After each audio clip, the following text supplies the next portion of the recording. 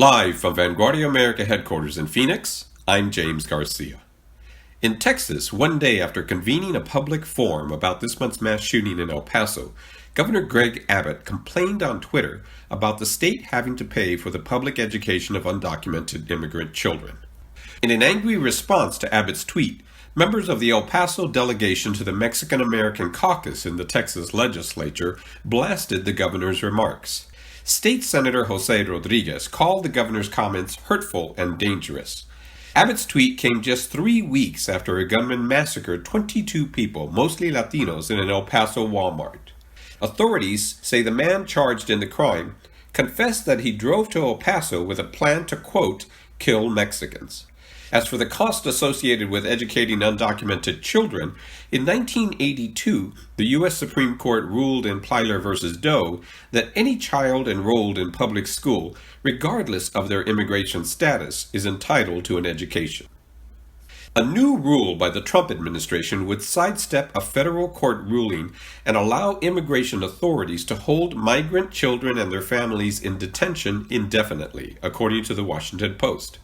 This latest directive comes as the Trump administration continues to face close scrutiny after a wave of reports alleging the mistreatment of asylum seekers while in the custody of immigration authorities. The rule change requires a federal judge's approval, but if it goes into effect, it would negate a long-standing court decision known as Flores v. Reno. The decision mandates the humane treatment of immigrants and limits the time migrant children can be held in detention. In a statement, Cindy Benavides, Chief Executive Officer for LULAC, said that coming on the heels of 22 murders in El Paso that she said were inspired by President Trump's rhetoric, the Trump administration's plan to withdraw from the Flores settlement agreement is yet another cruel and low attack on Latino refugee children and families. Citing anti-Latino bias, the National Hispanic Journalists Association has returned $16,000 to Fox News after one of its hosts compared asylum-seeking immigrants to Nazi Germany invading Western Europe. NAHJ Board President Hugo Balta told National Public Radio it wasn't those comments alone that led to his group's decision. Balta also faulted Fox News management for not holding its staff accountable. Nearly 80% of Latino voters nationwide disapprove of President Trump's job performance, according to a new Pew Research survey. In a separate report by Latino Decisions for Unidos US, researchers found that 76% want a 2020 presidential candidate who they say values diversity and brings people together. Sylvia Manzano of Latino Decisions said, Latinos want to be respected and have had enough of division.